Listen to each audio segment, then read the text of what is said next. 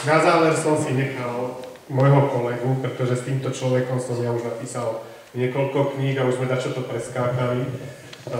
Pavel Hronček, ktorý robí podobné veci ako Filip, ale s tým, že on vlastne koordinuje činnosť s Univerzitou Mateja Bela.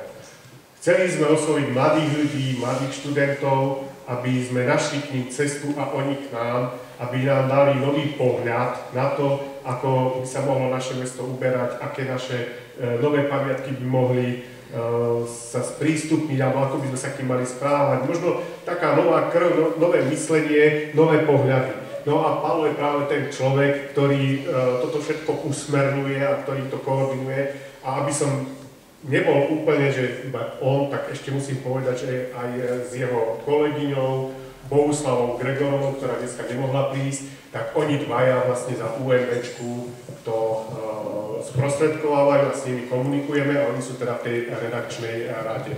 Čiže pani, aký je vlastne pre vás teraz význam písať do, povedzme, obyčajného časopisu pre vašich študentov?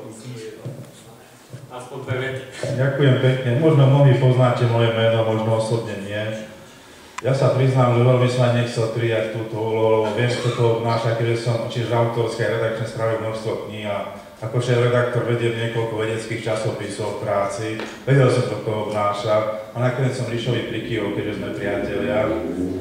A vlastne založili sme tú rubriku. Nie je cieľom konkurovať vám, ktorí to robíte roky a odborníci. Tie témy sa často opakujú, ja som poznám teda obsahov firmov za tie roky. Mnohokrát sú tie isté, ale tu ide teraz o to, že my vlastne vychovávame budúcich učiteľov. A v súčasnosti je taká doba, sa tu niekoľkokrát hovorí, že má význam vydávať takýto časopis. Samozrejme, že má. Dnes už akreditačná komisia na Slovensku, a nielen u nás, samozrejme zahraničný, prejednáva to, že čo s umelou inteligenciou. Možno už od septembra sa nebudú môcť písať seminárne práce. Čo budú tí učiteľia písať? Keď nebudú mať pravopis. Nebudú sa pravdepodobne písať ani diplomovky, ani bakalárky skrz toho, že tá umelá inteligencia to urobí za nich.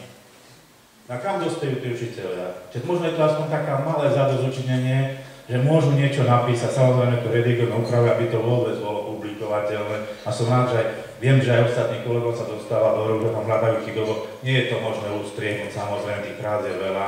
Väčšinou sú z môjho predmetu, keďže učím fyzickú geografiu Slovenska a historickú geografiu, samozrejme okrem iných. A vždy im dám tému z regionálno, aby niečo pripravili. Ale ten študent aj tak šikovný, vždy pajcne niečo, takže treba to ustrážiť potom, aby nešlo naozaj do toho performu, niečo, čo by bolo zahambujúce. Ale som veľmi rád, že je takáto možnosť to robiť a vlastne ukázať tým študentom. Môžem povedať, že keď Richard donesie tie permory na katedru, alebo ich pošle, tí študenti začali o ten časopis zaujímať.